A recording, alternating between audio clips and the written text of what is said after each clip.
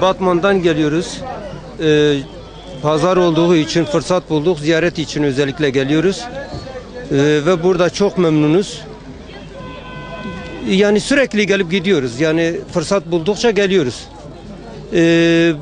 Eksikleri biraz var. Mesela giden yol çok dar olmasını istiyoruz.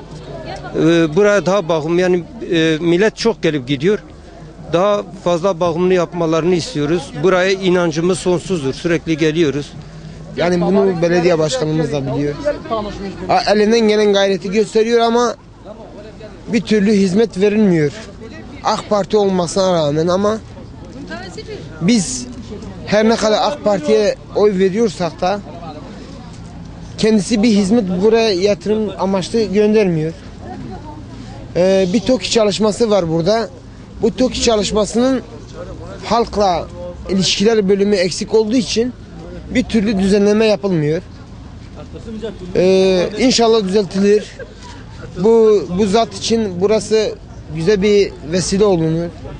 Buraya yani yaklaşık 200 bin insanı buluyor.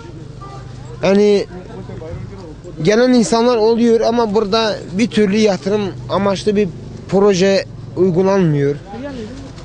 Geçen gün ben Konya Mevlana'ya gittim, orada çok güzel yatırım yapılmış.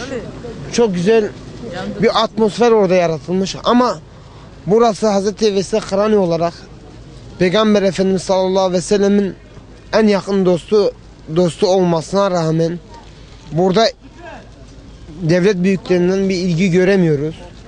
Bir ilgi gösterip buraya bir manevi duygu yaratılması, halka daha sosyal faaliyetlerin daha güzel olması,